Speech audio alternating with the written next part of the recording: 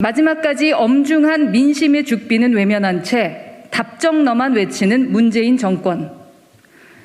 청와대가 문재인 정부 5년간 국정을 국민과 함께 돌아보겠다며 정책 온라인 투표를 시작했습니다.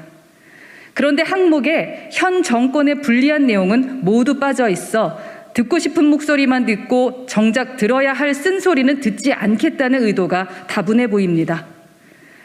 9개 분야 48개 항목이나 되는데 역대 최악의 부동산 정책, 북한 발악이 대북 정책, 망국적 탈원적 정책 등 누가 봐도 실정으로 꼽히는 정책은 모두 빠져 있습니다.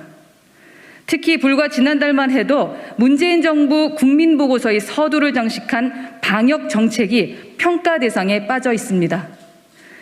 코로나19 유행 기간 내내 세계가 감탄한 K방역이라며 홍보해놓고 이제 정작 국민의 평가를 받으려니 두려운 것입니까?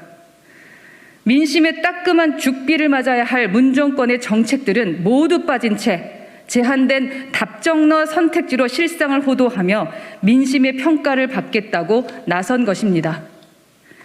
취임사에서 국민과 수시로 소통하는 대통령이 되겠다고 밝힌 문 대통령이었지만 마지막 순간까지 국민과의 격이 없는 소통은 요원해 보입니다. 대통령을 보필해야 할 청와대 참모들은 시간이 지나면서 온전한 평가가 이루어지리라 믿는다라며 민심을 전하기는커녕 대통령의 눈과 귀를 가리는 감언이설만 내놓기에 더욱 그러합니다.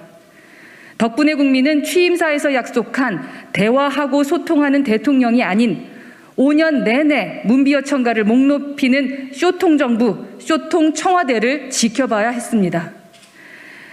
민심의 엄정한 평가를 원했다면 공과를 균형 있게 제시해 있는 그대로 추진 정책을 평가받았어야 했습니다.